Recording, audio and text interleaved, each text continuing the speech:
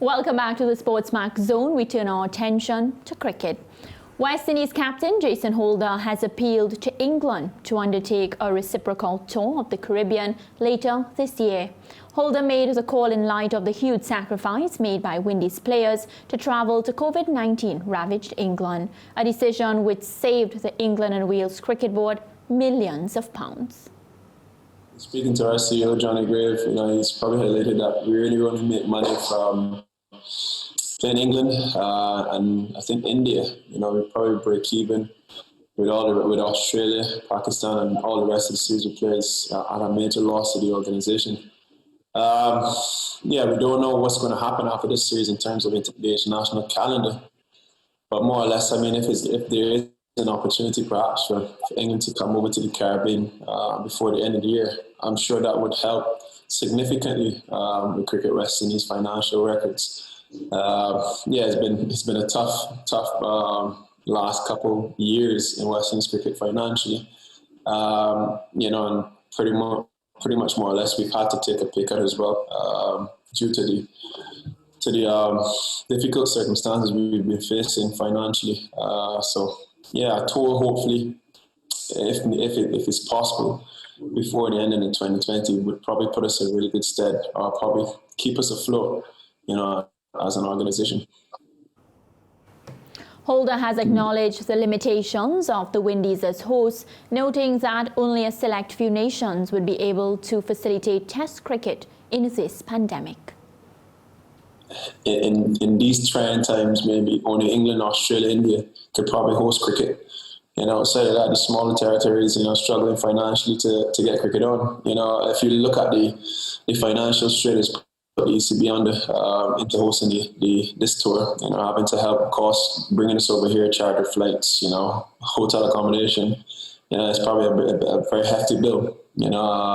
I don't think many other countries around the world could do that, particularly us in the Caribbean would probably struggle to put that on. But again, that's another challenge that we're faced with. Joining us via Zoom to assess the call by the Windies skipper is Fazeer, Mohammed. And of course, Tino, he continues to join us as we talk about his favorite sport, cricket. So Fazeer, welcome to the SportsMax Zone. Your views on what Jason Holder said, his invitation to England to come play some cricket in the Caribbean.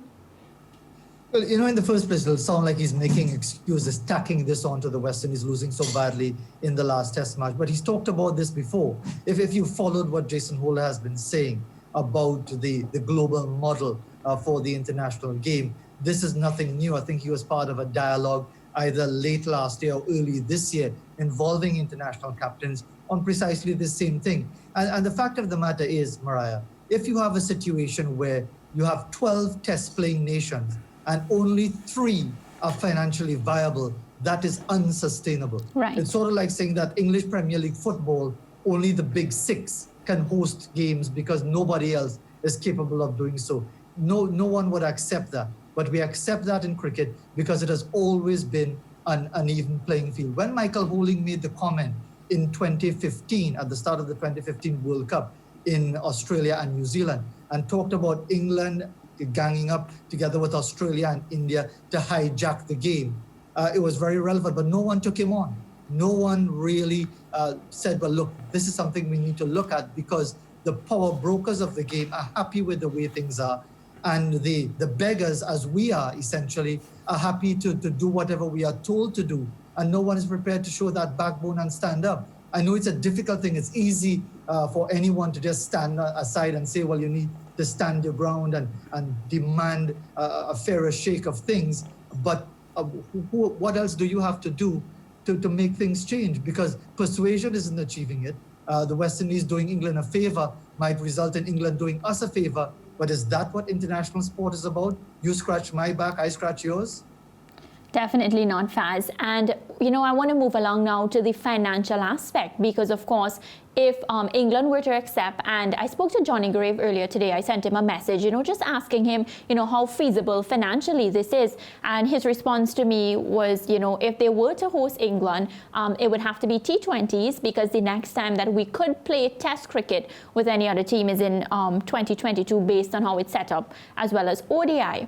So he was saying, it would be approximately $3 million to host them for T20s. So let's just think about that, obviously pre-COVID. So, just the financial impact that it would take on West Indies cricket to bring other teams across to the Caribbean.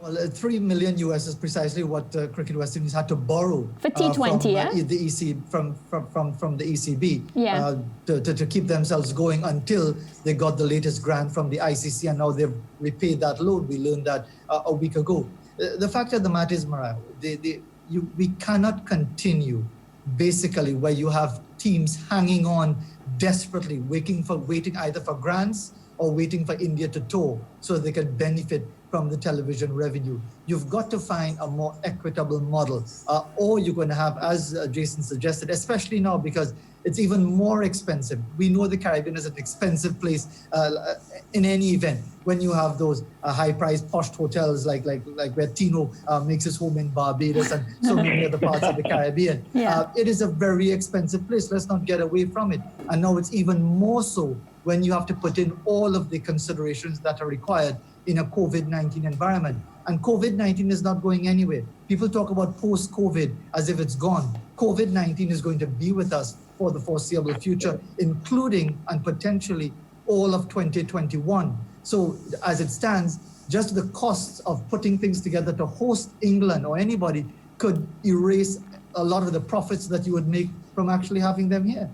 Tino, your take on, of course, our Windies captain Jason Holder, his call for the power brokers, his call for hosting teams like India and England, because he says financially this will help West Indies cricket. Yeah, I mean, Fazeer really summed it up beautifully. It's very hard to come up behind the big man. To be honest, I think that, if you're looking at the history of West Indies cricket, West Indies cricket have helped build every single country in the world when it comes to cricket. That's my personal opinion. And it's just a shame that our board never implemented proper stuff to benefit future generations. And I think that is what is happening now. This is a situation that the big three is hijacking cricket, just like Michael Holden said. And look, what are we going to do? We are begging. And I am not sure if England are going to tour West Indies. I think they're looking to go to Sri Lanka, if I'm not right, Fazeer. I don't think that they're looking to come to the Caribbean whatsoever. So I don't know what Cricket West Indies are going to do. And it's a very disappointing on and off the field situation for our cricketers and the administration. So we need a divine intervention. That's the honest truth.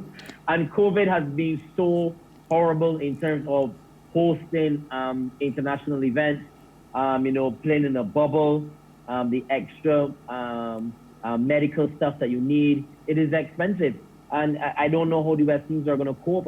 I'm hoping, I'm an optimist, so I'm being optimistic. That's the honest truth. Tino, I can't help but jump in here and say, remember when we spoke to Dave Cameron on the show, and what did he speak about? His manifesto pushing equitable funding across all cricket, right? Isn't that what he's going to do?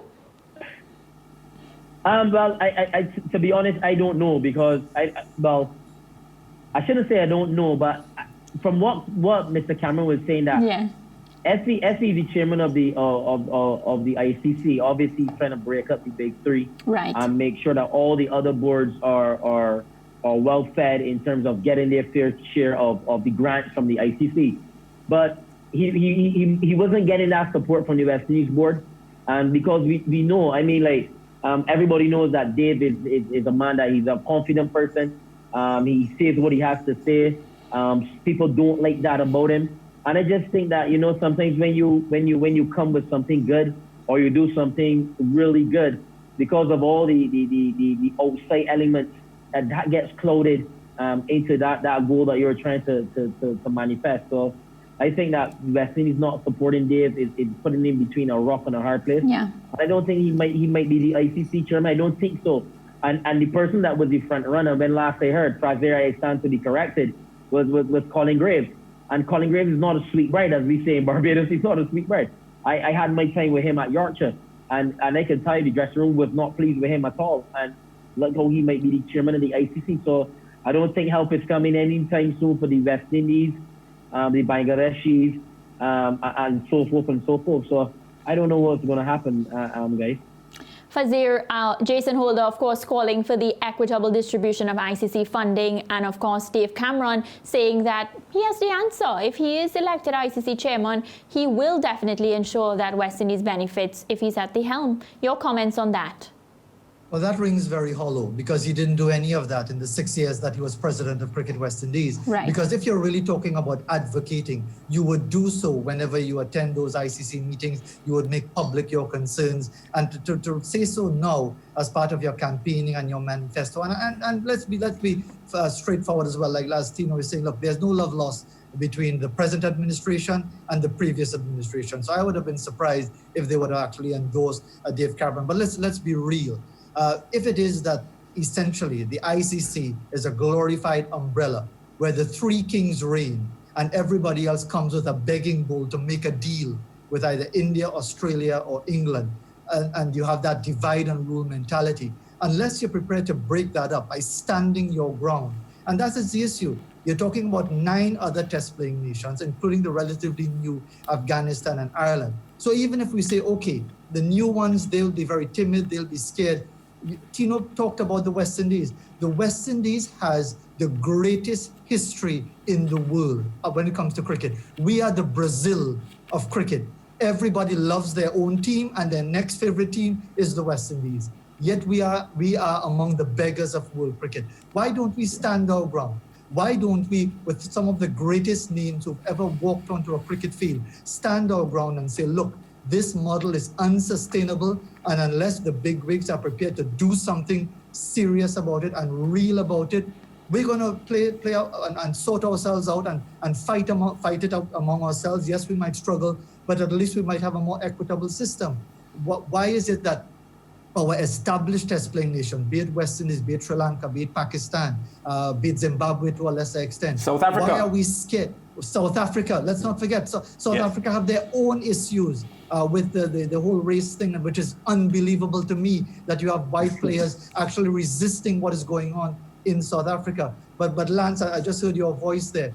Why is it that these established test-playing nations are so weak-kneed, so spineless, so yellow-bellied when it comes to standing your ground for the greater interest or for the good of the game? We hear football talking about the good of the game. It doesn't seem that applies to cricket. Yeah, you know, it's interesting that you say that, Faz, because I've been in this business for a while, and I recognize that the ICC is one of the least respected world governing bodies of sport, because there's a general feeling that bodies like FIFA or the IOC are so commanding and so far-reaching in how they operate that the ICC just appears to not even measure up in any way, shape, or form to some of these, bigger sporting world associations.